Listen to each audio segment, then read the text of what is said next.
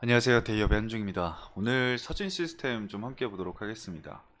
서진 시스템이 원래 최근까지 주가 상승이 강하게 나왔던 부분이 두 가지가 있습니다.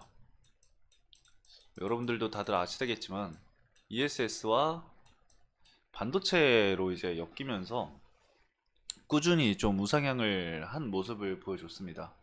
오늘 삼성 SDI 1조 원 규모의 ESS 이슈가 어제 이제 나오고 오늘은 그 미확정 공시가 나왔습니다. 이 삼성 SDI의 해명 공시가 나왔는데 사실 이 규모적인 부분만 이 미확정이라는 거지 협의는 이미 진행이 됐다라고 얘기가 나온 상황이잖아요. 그래서 호재로 좀 받아들여야지 맞는데 이 다른 기업들은 주가 상승이 일어나는데 서진 시스템은 좀 주춤하고 있는 그런 모습을 보이고 있습니다. 아무래도 뭐 신고가를 갱신하기 직전에 위치였고 현재까지 주가 상승이 좀 꾸준히 이루어졌었기 때문에 좀 피로도가 누적이 된 게 아닐까 생각이 좀 들고 있습니다. 뭐 자사주 매각이라던가 뭐 인적 분할 취소라던가 이런 부분들도 분명히 있었지만 어, 아무래도 좀 단기적인 차익 실현 물량들이 나온 부분들도 없지 않아 있을 것 같아요. 근데 제가 생각을 해봤을 때는 현재 이 삼성 SDI는 이 서진 시스템의 고객사이죠. 그리고 이 서진 시스템 같은 경우는 삼성 SDI를 제외하고도 ESS 관련해서 이 글로벌 1위 기업 그리고 3위 기업을 고객사로 확보를 해둔 상황입니다. 그래서 ESS 관련해서는 서진 시스템이 굉장히 큰 관심을 받을 수밖에 없는 건데 오늘은 좀 다소 좀 아쉬운 흐름이 나오고 있습니다. 근데 제가 봤을 때는 추후 이제 삼성 SDI에서 이 공급 계약이 나오고 이게 나눠서 이제 공급 계약을 진행을 한다고 하니까 공급 계약이 나올 때마다 좀 그에 따른 주가 움직임이 있지 않을까 좀 생각이 들긴 합니다. 물론 그 전에 주가가 조정이 나올 수는 있겠지만 아무래도 직접적인 공급 계약 이슈가 나오면은 좀 반응을 하지 않을까 생각이 들고 있는 상황이고요. 그리고 서진 시스템이 올해부터 급격하게 현재 ESS 매출 비중이 늘어나고 있는 상황입니다. 그거는 잠시 뒤에 이제 1분기 실적 그 분기 실적 보고서를 좀 보면서 말씀을 드려보도록 하겠습니다. 일단은 기사를 한 번은 읽어봐야겠죠. 어떤 내용인지. 그래서 기사 한번 체크하고 수급까지 체크하는 걸로 오늘 말씀을 드리도록 하겠습니다. 자, 먼저 기사를 좀 함께 읽어보면은 기사는 어제 장 마감하고 오후 7시에 나온 기사입니다. 삼성 SDI가 미국 최대 전력 기업인 이 넥스트 에라 에너지에 1조 원대 규모의 에너지 저장 장치 ESS용 배터리를 납품을 하게 된다고 합니다.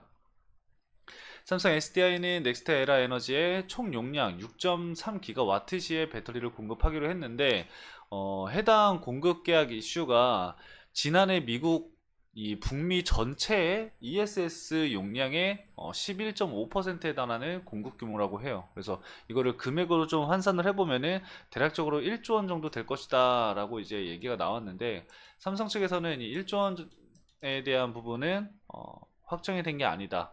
우리는 수주 공시를 이제 나눠서 진행을 할 거고 계약을 진행을 할 거고 금액은 그에 따라 달라질 수 있다라고 전했습니다.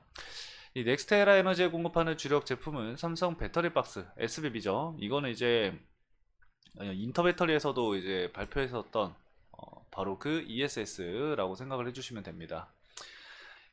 SBB는 20피트 컨테이너 박스에 하이니켈, 니켈, 코발트, 알루미늄, 이 NCA 배터리 셀과 모듈, 렉 등을 설치한 ESS 제품이다. LFP 배터리가 아니라 NCA 3원계가 들어간 ESS 제품이죠. 우리가 이걸 좀 볼 때 어떻게 봐야 되냐면은 원래는 이제 ESS에는 LFP 배터리를 좀 많이 사용을 합니다. 이제 가격적인 측면도 그렇고 뭐 효율성이라던가 그런 거를 좀 생각을 해봤을 때는 LFP 배터리를 사용을 진행을 하고 중국이 여기 시장을 90% 정도를 장악하고 있다고 합니다. 근데 그거를 3원계 배터리로 ESS를 만들어서 그걸 뚫었다 라는 것은 그만큼의 경쟁력과 기술력이 있다 라는 뜻이거든요. 그리고 이제 LG 에너지솔루션도 ESS 관련해서 이슈가 있었는데 LG 에너지솔루션 같은 경우는 LFP 배터리를 활용을 했죠. 그것도 대단하다고 생각을 합니다. LFP 배터리를 가지고 기존에 장악을 하고 있었던 중국 기업을 이겨내고 공급 계약을 따는 거기 때문에 그만큼 좀 가치 있는 내용이지 않을까 생각이 듭니다. 아무튼 그리고 이제 이 컨테이너 단위 에너지 밀도가 기존 제품 대비해서 37%가량 향상이 됐다고 합니다. 그만큼 기술력이 뛰어나니까 채택이 진행이 됐겠죠.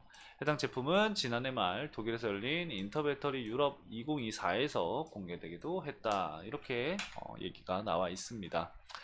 밑에 보면은 뭐 고객사와 관련된 내용은 확인해 줄 수 없다 라고 나와 있는데 해명 공시를 좀 살펴보면은 이에 대한 내용이 나와 있습니다.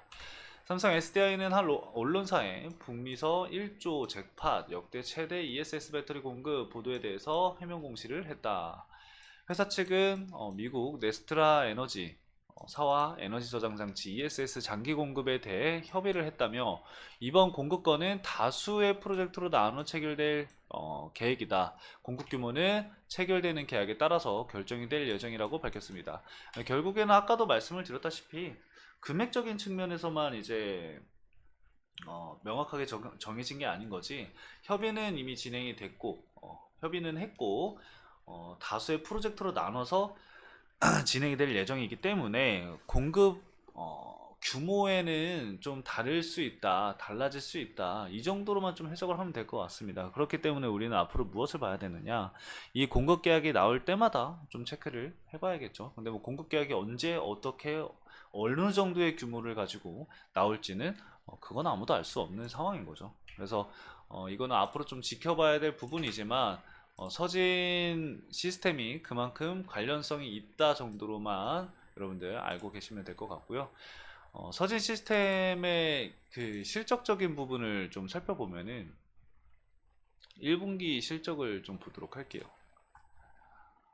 1분기 분기 보고서를 좀 살펴보면은 매출적인 부분의 비중을 우리가 좀 확인을 할 수가 있습니다. 여러분들도 확인하실 수 있겠지만 자, 함께 보면은 제가 어떤 부분을 좀 말씀을 드리는 거냐면은 바로 이 부분을 좀 말씀을 드리는 겁니다. 이 ESS 장비의 매출 비중을 살펴보면은 2022년도에는 1600억 정도 매출이 나왔습니다. 그리고 뭐 ESS 뭐 수출까지 뭐 합하면은 1800억 정도 나왔고 2023년도에는 2700억 정도 나왔습니다. 근데 중요한 거는 2024년도 1분기에 2000억을 했어요. 1분기에.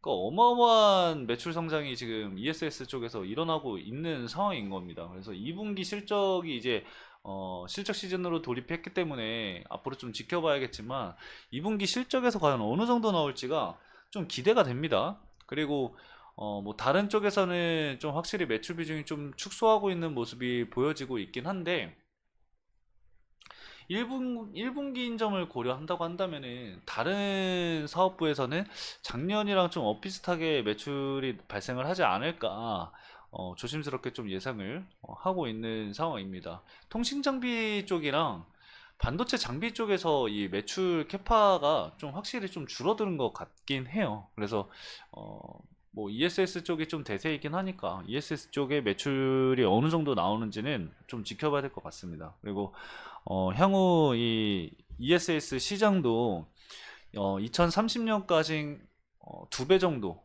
성장할 예정이고요. 현재보다 2배 정도 성장할 예정이고 2030년부터 2035년까지는 5배 정도 성장을 추가적으로 할 예정이기 때문에 그런 부분들을 고려해 본다고 한다면은 ESS 쪽의 매출 외형 성장이 굉장히 큰 폭으로 좀 나오지 않을까 기대가 된다.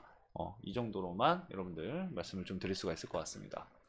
자, 그럼 차트를 좀 보도록 하겠습니다.